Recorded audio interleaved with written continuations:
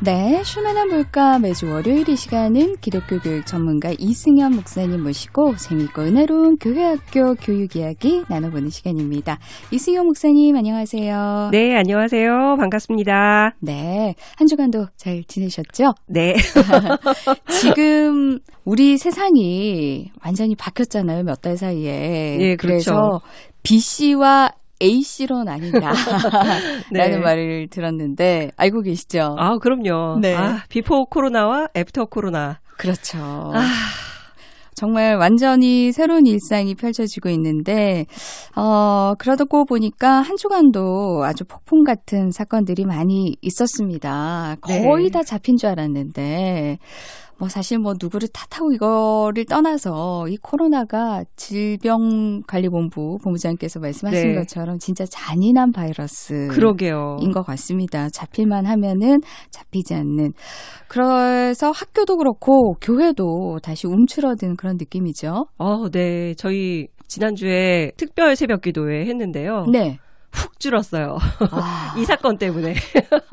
그렇군요. 네. 그 사건이 보도되자 훅 줄었어요. 네. 움츠러드는 게 정말 잔인합니다. 매주 한 번씩 이렇게 다음 세대 신앙교육 얘기하고 있는데요. 어떻게 하면 좋을까? 막 잘하고 싶다. 막 이런 고민하고 있는데 이런 일 터지면 네.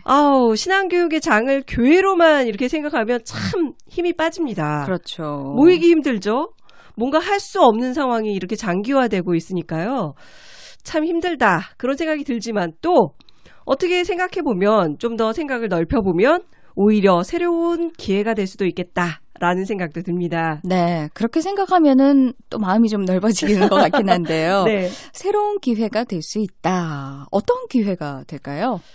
신앙교육을 바라보는 시각이 좀 더 넓어져야 할 것 같다는 생각을 제가 누누이 계속해서 말씀드리고 있는데요. 네. 기존에 우리는 교회에서 일주일에 겨우 1시간 모이는 것을 신앙교육의 전부로 생각했잖아요. 그렇죠. 마치 원룸 같은 좁은 느낌? 네. 예, 우리에게 그동안 신앙교육에 대한 생각이 서울 노량진 고시원 한 평짜리 방 같은 느낌이었다면 네. 이제 우리의 새로운 신앙교육에 대한 그림은요. 미국 디즈니 월드 놀이동산 5개. 오. 그 밖에 아주 그냥 부대 시설, 놀이시설, 바다, 엄청난 시설들이 같이 함께 있는 도시 전체가 놀이동산과 같은 그런 넓은 느낌? 네네. 그런 느낌으로 이제 신앙교육이 확 넓어져야 한다. 이런 말씀을 제가 계속 드리고 있습니다. 그래서 그 이후로 저희가 거의 10주에 걸쳐서 교사에 대한 넓은 이야기를 나눴잖아요. 벌써 10주가 됐군요. 네. 네. 그만큼 교사가 중요하다라는 부분들을 아주 세부적으로 나눠서 얘기를 해주셨죠. 그동안 네네. 쉽게 배우는 기독교 교육 시리즈를 하면서 제목처럼 배우기는 참 쉽게 배웠는데 참 많은 내용들을 우리가 배우고 달아왔습니다. 그런 면에서 저도 많이 배워서 참 감사드리기도 하고요. 아유, 감사합니다. 저희가 하나님만이 우리의 유일한 교사시다. 이런 말로 교사에 대한 이야기를 첫 번째 시작을 해서요. 그렇죠. 진정한 교사이신 하나님의 파트너로서 부모에 대한 얘기도 했고, 신앙 공동체, 그러니까 교인들, 교회 전체, 그리고 교사, 그런 분들이 전부 다 대안이 되어야 한다는 것과요.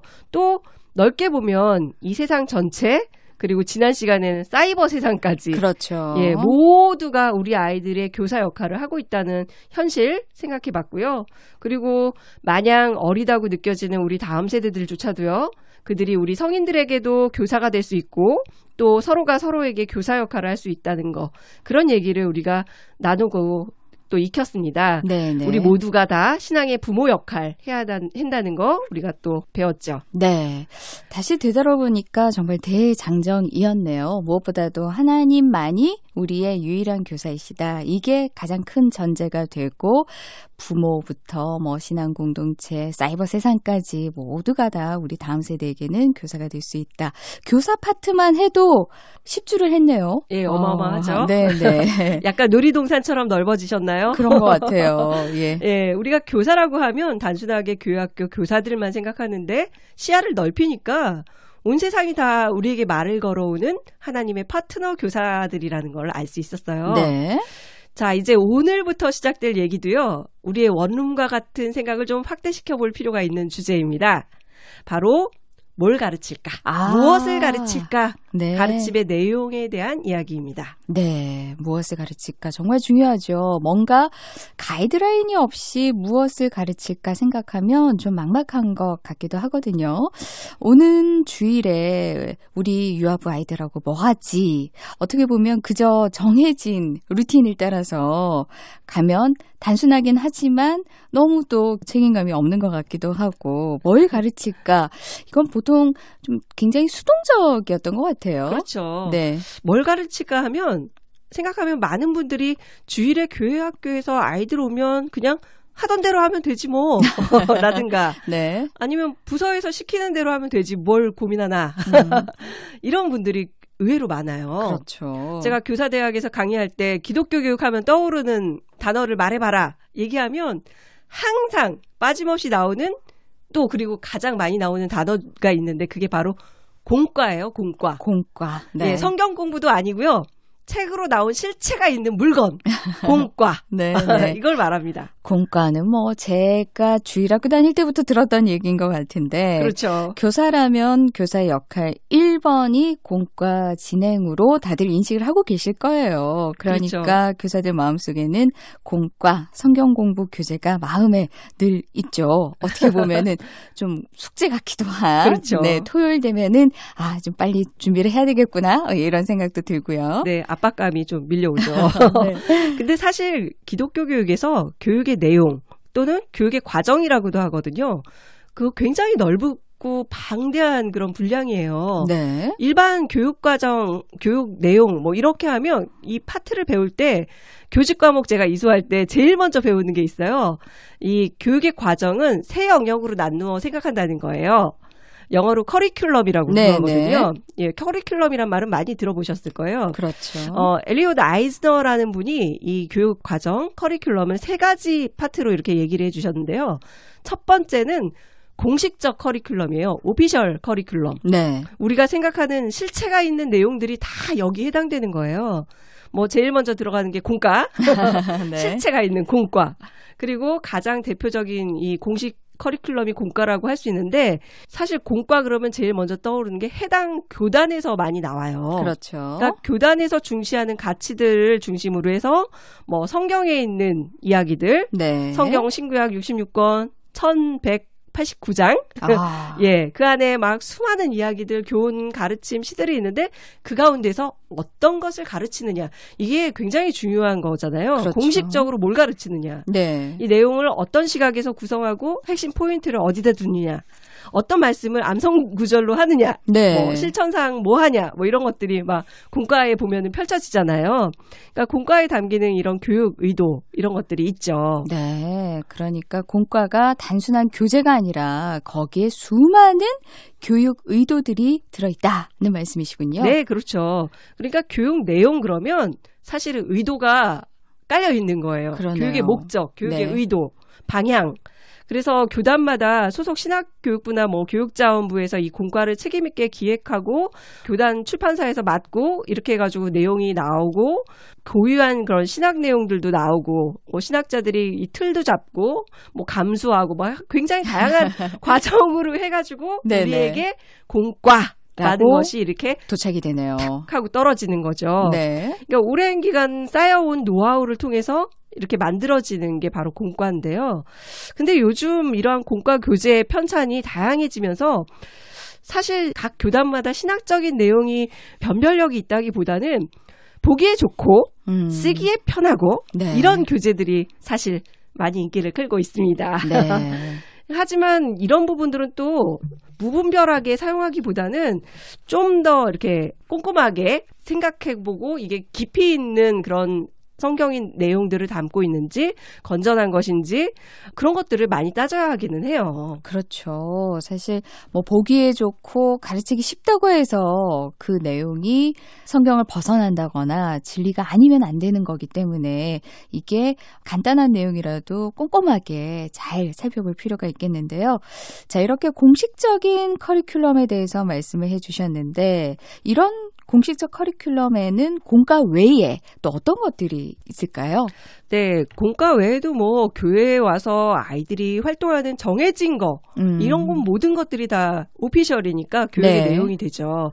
예배 드릴 때 기도는 어떻게 한다든지 찬송 뭘 한다든지 뭐 임례송 뭐 예를 들면 그리고 설교의 방식이나 광고, 축도, 주기도문 뭐 어떻게 할 것인지 이런 내용들이 다 사실은 공식적인 커리큘럼이라고 할 수 있죠. 네. 뭐 여기에 뭐 탐방학습, 체험교육, 성경학교, 수련회 이렇게 미리 계획을 짜서 시행하는 아주 공식적인, 구체적인 이런 명시적이라고 하죠. 딱 보여지는 거. 네. 이 모든 교육 내용들이 다 공식적인 커리큘럼이라고 보시면 되겠어요. 그렇군요. 그래서 말씀을 들어보니까 이 공식적 커리큘럼에는 교회에서 하는 교육이 다 포함되고 많은 교회들이 실제로 실행을 하고 있는 것들이라고 생각이 들거든요. 다른 커리큘럼이 또 있을까요? 네, 두 번째가 있죠. 이게 다가 아니고 또 중요한 영역이 있는데 이게 바로 암시적 커리큘럼. 묵시적 커리큘럼이라고 말합니다. 네. 영어로 하면 히든 커리큘럼. 뭔가 예. 좀 있을 것 같은데요. 숨겨져 있는 교육 내용이라고 할 수 있어요. 네. 누가 대놓고 이런 내용을 우리 공부해볼까? 라고 하지는 않지만 알게 모르게 학생들에게 영향을 미치는 내용을 말하는 거예요. 여기는 뭐 학생을 둘러싼 모든 게 들어가죠. 예배 공간, 성경 공부 장소, 의자 같은 환경도 일종의 교육 내용이고요. 네. 선생님의 웃음, 스킨십, 말투 이런 분위기까지도 다 포함이 되는 굉장히 넓은 의미를 포함하는 말입니다. 사실은. 히든 커리큘럼. 그렇군요. 그러니까 제가 섬기고 있는 유아부를 생각해 보면 아이들이 교회에 와서 처음에 선생님 만나서 눈 맞추고 환영하고 인사하고 좀 네. 안아주기도 하고 저희는 네. 애기들이 어리니까 뒤에 자기 이름 스티커로도 붙여주거든요. 등에. 네. 네. 이런 과정이 있어요. 그렇죠. 그것도 일종의 다 커리큘럼 안에 들어간다고 그렇죠. 볼 수가 있겠네요. 다 의도가 있으니까요. 예. 그러고 나면 아빠와 떨어져서 자기의 영역을 챙기고 마음을 편하게 갖고 이제 예배를 준비하고 그런 모든 순간순간을 우리가 커리큘럼으로 봐야 되는데 사실 그건 그냥 준비 과정이다라고만 이때까지 생각을 했던 것 같네요. 오히려 많은 교육학자들이 이 히든 커리큘럼이 굉장히 중요하다. 오히려 공식적인 것보다 더 중요할 수도 있다. 그런 네. 얘기들을 굉장히 많이 하세요. 그럼 이 부분도 굉장히 좀 중요하게 생각을 해야 되겠네요. 그럼요. 네. 이제 찬찬히 살펴보는 각 주마다 이제 살펴보겠지만 예, 알겠습니다. 네, 굉장히 중요하죠. 저는 이 부분을 오히려 공식적인 것보다 더 강조할 필요가 있다라고 네. 생각을 합니다. 그리고 또 여기서 끝이 아니죠. 어허. 또 제3의 커리큘럼이 있습니다. 마지막으로 영의 커리큘럼이라고 합니다. 영어로 제로라고도 할 수 있고 눌이라고도 하죠. 네. 예, 안 가르쳐지는 것이 교육 내용이다. 근데 그게 어떻게 가르침이 되죠? 그게 왜 그러냐면 네네. 안 가르치는 이유가 있거든요. 아하. 일부러 안 가르치는 이유가 있다. 네. 예, 안 가르쳐지는 것도 가르쳐지는 내용이다. 이런 말이죠. 가르칠 때 보면 교사들이 의도적으로 안 가르치는 것도 많이 있거든요. 그렇죠. 그게 다 이유가 있는 거죠. 네. 교회로 따지면 굳이 성경 가르치기도 바빠 죽겠는데 맞아요. 이슬람이나 불교에서 삼보일배 이런 거 가르칠 시간이 없잖아요. 네네네. 그러니까 안 가르쳐지고 지나가는 거. 이게 바로 이제 영의 커리큘럼이라고 할 수 있겠죠. 네. 그렇게 보니까 교육의 내용이라는 게 엄청나네요. 그럼요. 아무래도 교사에 대한 이야기만큼이나 아주 많은 이야기를 나눌 수 있을 것 같습니다. 아주 재밌고 유익한 교육 내용들. 우리 다음 세대뿐만 아니라 우리 신앙인들 모두가 배워야 할 내용들을 하나하나 차근차근 나눠보고 싶습니다, 이제. 네. 예. 오늘 이 세 영역을 크게 소개해드렸고요. 다음 주부터 좀 나노로 예, 쪼개서 나눠보도록 하겠습니다. 그리고 첫 번째 주제는 우리가 얘기했던 공과를 좀 한 번 더 얘기를 나눠보도록 하겠습니다. 네, 교육의 내용이 굉장히 방대하고 그것을 오늘은 좀 크게 개관을 받다면 이제 다음 주부터는 하나하나씩 구체적으로 살펴보는 시간을 갖도록 하겠습니다. 기대해 보겠습니다. 지금까지 다음 세대 전문가 성민교회 이승현 목사님과 함께했습니다. 고맙습니다. 네, 감사합니다.